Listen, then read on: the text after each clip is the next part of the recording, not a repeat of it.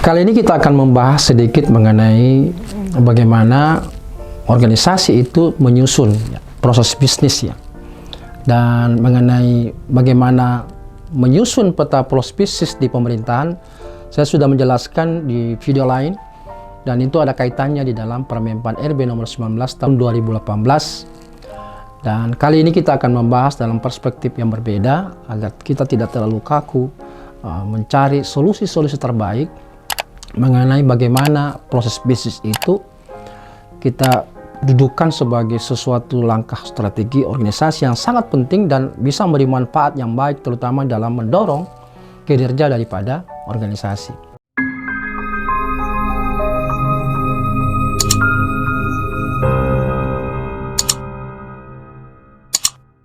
Reformasi birokrasi itu merupakan suatu upaya yang terencana dan sistematis untuk mengubah struktur, sistem, dan nilai-nilai dalam pemerintahan agar menjadi lebih baik dari tentu sebelumnya. Efektivitas dan efisiensi birokrasi itu sangat terkait dengan proses bisnis yang digunakan oleh organisasi, terutama di pemerintahan, di dalam upaya untuk menghasilkan output maupun outcome. Proses bisnis yang berbelit-belit dan tumpang tindih antara satu unit organisasi dengan organisasi yang lain itu akan membuat organisasi menjadi lambat untuk bekerja, apalagi berkinerja. Oleh karena itu, setiap unit organisasi itu memerlukan proses bisnis yang mampu menggambarkan proses bisnis yang dilakukan organisasi itu di dalam mencapai visi, misi, dan tujuan organisasi yang lebih efektif dan efisien. Proses bisnis itu merupakan aset terpenting bagi organisasi dalam upaya untuk mengumpulkan seluruh informasi ke dalam satu kesatuan dokumen atau database organisasi. Dengan demikian, menjadi sebuah keniscayaan untuk melibatkan seluruh elemen organisasi di dalam menyusun proses bisnis untuk memastikan akurasi dan kelengkapan dari proses bisnis yang digambarkan sesuai dengan rencana strategis organisasi yang sudah disusun. Proses bisnis itu sangatlah beragam ya di dunia bisnis maupun di pemerintahan di berbagai negara. Namun praktik pemerintahan Indonesia itu telah dituntun oleh, seperti saya katakan tadi, dalam Permenpan RB nomor 19 tahun 2018 tentang penyusunan peta proses bisnis instansi pemerintah. Sementara dari langkah-langkah dan prosesnya sebenarnya itu dikenal beragam ya, bermacam-macam langkah. Demikian juga strategi yang digunakan itu juga sangat beragam. Karena itu strategi dapat dibuat sesuai dengan keinginan pemerintah daerah. Misalnya bagaimana strategi yang cocok bagi organisasi perangkat daerah supaya hasilnya itu berhasil dengan optimal. Para pegawai harus pintar-pintar mencari ide untuk mencapai hasil dari program kerja mereka. Semua harus dirinci betul-betul agar hasil yang diperoleh itu sangat maksimal serta sangat memuaskan tidak hanya bagi organisasi tetapi juga bagi masyarakat yang dilayani. Dengan adanya proses bisnis yang tersusun dengan baik ini, maka organisasi perangkat daerah itu tentu dengan sendirinya akan dapat menyusun berbagai program yang tingkat keberhasilannya itu bisa optimal, termasuk memiliki nilai kemanfaatan yang banyak bagi masyarakat. Kalau kita mencoba untuk memaknai apa sih proses bisnis itu, banyak ahli yang mengatakan seperti apa. Di antaranya misalnya mengatakan bahwa proses bisnis itu adalah aktivitas atau sebuah pekerjaan yang secara terstruktur di mana semuanya saling berhubungan untuk memecahkan suatu masalah atau untuk mencapai sebuah layanan yang berupa jasa maupun sebuah barang. Nah, dalam definisi ini kita lihat ada dua kata kunci yang harus kita perhatikan, yaitu terstruktur dan saling berhubungan. Jadi kalau ada proses bisnis yang tidak menghasilkan sebuah pekerjaan yang tidak saling berhubungan, berarti gagal di dalam berkolaborasi. Ya, saling bekerja sama di antara satu dan yang lain, karena tidak menutup kemungkinan kolaborasi itu menjadi hal mutlak di dalam organisasi. Dengan adanya proses bisnis, maka tentu masalah akan lebih mudah diatasi. Yang terjadi adalah semakin sedikit masalah yang kita akan hadapi yang akan menghambat sasaran dan target yang kita sudah susun. Karena itu kita dapat menyusun strategi agar semua sasaran itu semakin maksimal dicapai. Di dalam proses bisnis ini, para pelaku organisasi tentu akan mencapai puncaknya dari keseluruhan proses atau yang singkat disebut dengan super proses. Hal ini disebabkan karena seluruh proses itu akan terpecah-pecah terlebih dahulu ke dalam berbagai subproses, lalu kemudian membentuk satu atribut yang akan dikontribusikan pada proses yang besar itu. Kalau kita mencoba memaknai apa yang dimaksud dalam Permenpan nomor 19 2018 tentang peta proses bisnis, maka dalam aturan itu memandang bahwa peta proses bisnis itu adalah diagram yang menggambarkan hubungan kerja yang efektif dan efisien antar organisasi maupun antar unit organisasi. Pengorganisasian untuk menghasilkan kinerja sesuai dengan tujuan pendirian organisasi atau misi organisasi itu agar menghasilkan keluaran yang bernilai tambah bagi kepentingan atau bagi pemangku kepentingan. Karena itu tujuan daripada PROBIS bagi organisasi pemerintah itu tentu diharapkan akan mampu melaksanakan tugas dan fungsi-fungsinya secara efektif dan efisien. Akan mudah mengkomunikasikan baik kepada pihak internal maupun eksternal mengenai proses bisnis yang dilakukan organisasi untuk mencapai visi, misi, dan tujuan organisasi. Tujuan lain adalah memiliki aset pengetahuan yang akan mengintegrasikan dan mendokumentasikan secara rinci mengenai proses bisnis yang dilakukan unit untuk mencapai visi, misi, dan tujuan. Aset pengetahuan ini tentu menjadi dasar pengambilan keputusan strategis yang terkait dengan pengembangan organisasi dan sumber daya manusia serta penilaian kinerja organisasi. Adapun manfaat daripada PROBIS ini bagi organisasi pemerintah tentu akan memudahkan melihat seperti apa potensi masalah yang ada di dalam pelaksanaan suatu proses sehingga solusi penyempurnaan terkait proses itu lebih terarah. Dan manfaat lainnya adalah akan memiliki standar pelaksanaan pekerjaan sehingga memudahkan di dalam mengendalikan dan mempertahankan kualitas pelaksanaan pekerjaan yang akan menghasilkan kinerja yang optimal. Adapun tahapan-tahapan penyusunan PROBIS itu tentu diawali dengan penyusunan peta proses bisnis, yaitu dengan cara apa? Melakukan inventarisasi terkait visi, misi, tujuan, dan sasaran daripada perangkat daerah. Melihat kembali seperti apa rencana kerja jangka panjang, rencana kerja tahunan, sehingga dapat diketahui aktivitas-aktivitas atau proses kerja yang ada di dalam perangkat daerah yang kita tempati bekerja. Yang kedua tentu adalah proses kerja atau aktivitas tersebut kemudian dikategorikan ke dalam kelompok-kelompok kegiatan atau disebut dengan folder kegiatan. Di dalam pengelompokan seluruh aktivitas atau proses kerja atau kegiatan yang dilakukan oleh perangkat daerah itu, paling tidak ada 3 prinsip yang perlu diperhatikan. Ketiga tersebut, pertama adalah pengelompokan itu harus dilakukan berdasarkan kegiatan dan bukan berdasarkan unit organisasi. Ingat, ya, kita selama ini terjebak dengan tupoksi unit organisasi yang kemudian mengakibatkan kita terpecah-pecah atau terfragmentasi di dalam bekerja karena merasa atau lebih mengedepankan aspek tupoksinya. Padahal di sini adalah bagaimana mengelompokkan kegiatan itu yang kemudian diharapkan bagaimana dicapai dengan baik, maka kegiatan itulah yang kemudian didistribusikan siapa mengerjakan apa. Pengelompokan didasarkan pada seluruh kegiatan atau aktivitas atau proses kerja yang dilakukan di dalam perangkat daerah. Pengelompokan dilakukan secara sederhana dan jangan lupa mudah diimplementasikan. Bagaimana langkah-langkah menjalankan proses bisnis ini? Tentu banyak langkah yang bisa kita lakukan, ya. Di antaranya misalnya memeriksa atau mengidentifikasi apa saja yang dibutuhkan untuk mencapai target. Ya, di dalam setiap prosesnya harap juga dianalisis terlebih dahulu apakah proses tersebut sulit atau ada hambatan. Kemudian, untuk mendukung pencapaian target itu maka harus ada dukungan, terutama dari pimpinan dan juga sumber daya, apakah itu dana, peralatan, apalagi SDM. Nah, yang paling penting adalah menyusun strategi untuk mencapai target. Seperti apa itu proses bisnis yang baik, ya? Tentu pertama-tama harus membuat perencanaan dan juga membuat strategi yang tentu akan digunakan untuk mencapai target seperti yang saya katakan tadi. Dan setelah itu kemudian kita membuat target yang kita ingin capai. Lalu kita analisis semua yang kita lakukan apakah sudah sesuai dengan tujuan atau target yang diinginkan. Lalu kita mulai menggambar program apa yang akan dilaksanakan. Inginnya seperti apa. Nah, hal ini penting dan harus memiliki gambaran yang jelas untuk memudahkan proses bisnis nanti bekerja.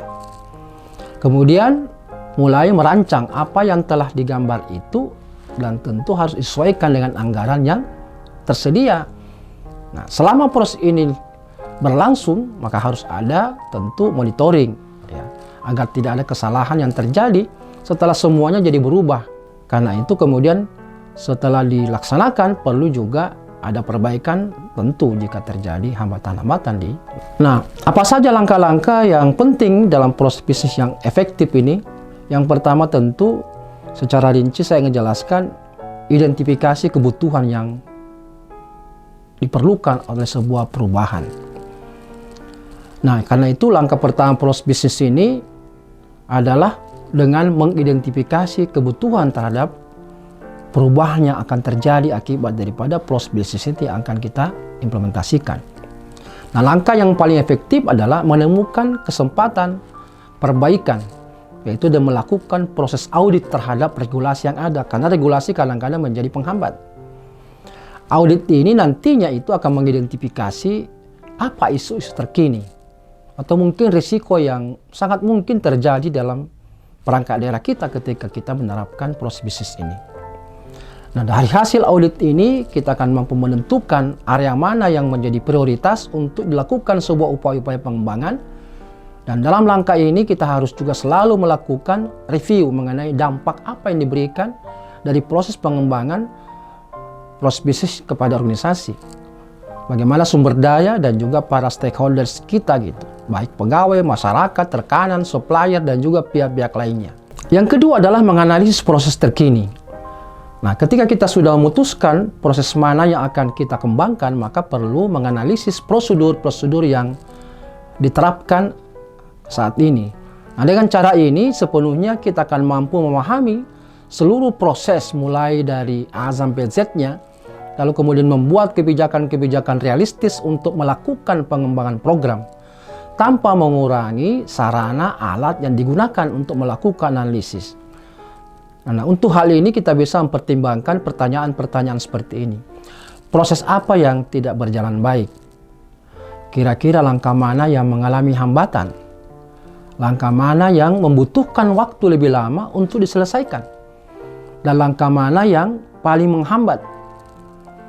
Apakah ada langkah-langkah yang menyebabkan biaya, sumber daya semakin meningkat permintaannya?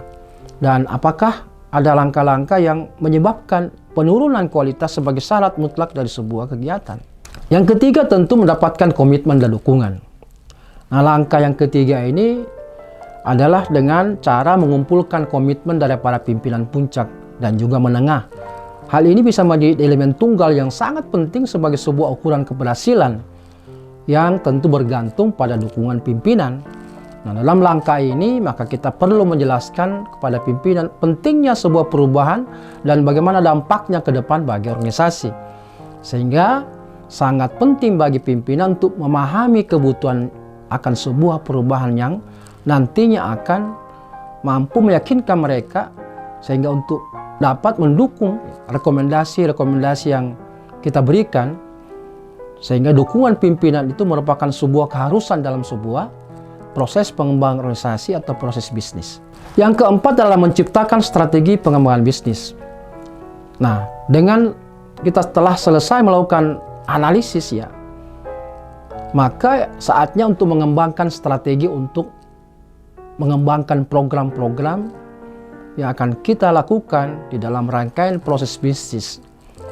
Nah, tentu sangat dianjurkan jika kita melibatkan proses-proses yang tidak berjalan baik, maka cari tahu apa penyebabnya.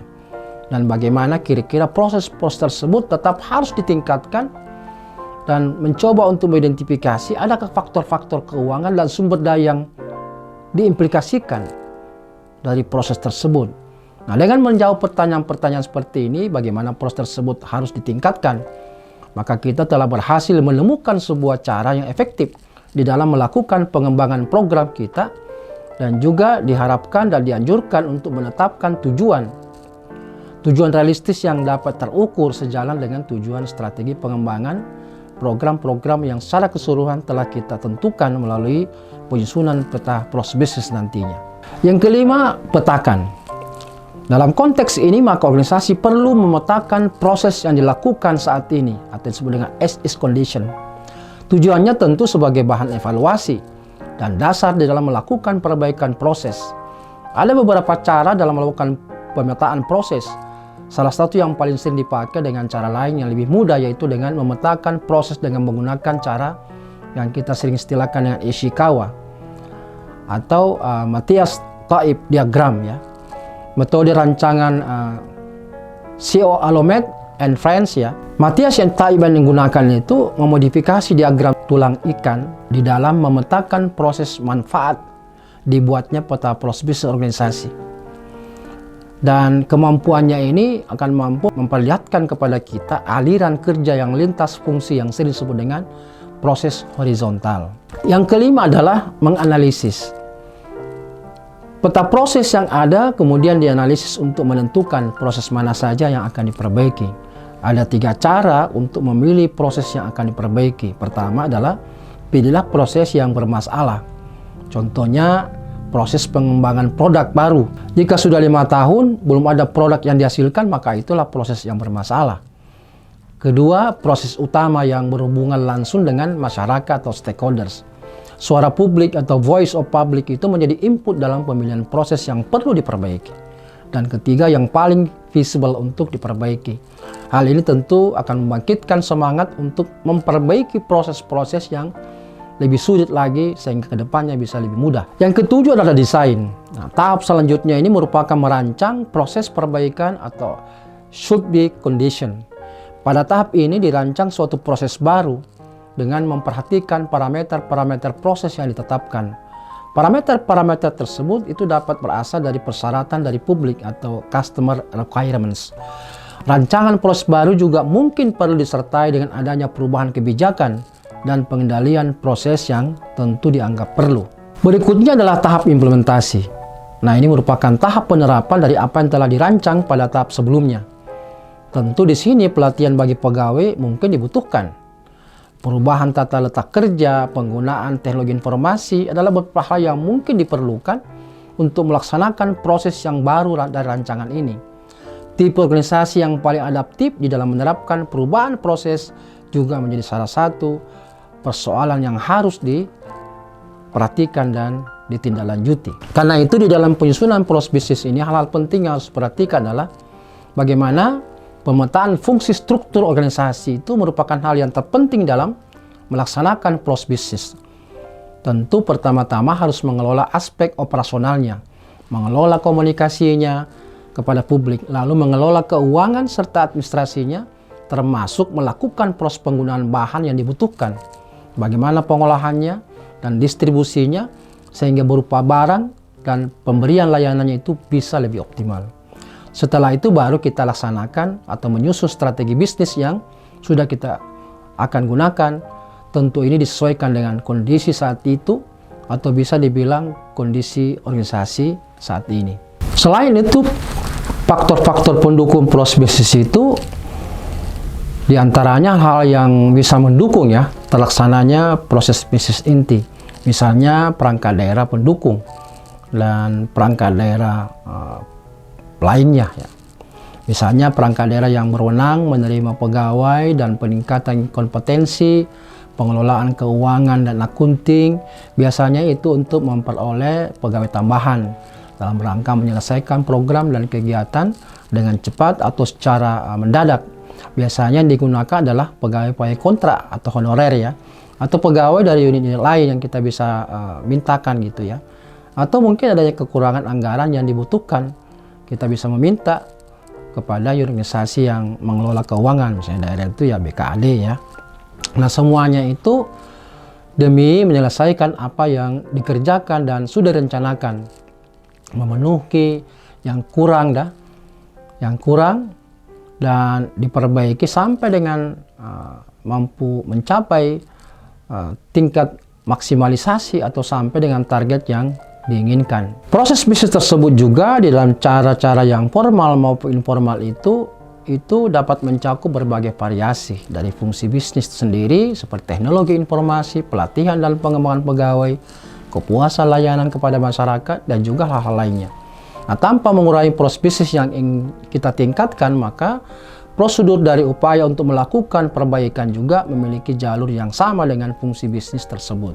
Nah, saya kira inilah hal yang sangat penting untuk kita pahami bagaimana kita mencoba untuk membangun sebuah proses bisnis dari cara-cara yang dari sudut perspektif yang berbeda.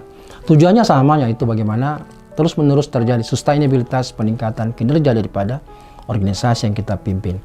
Salam reformasi birokrasi.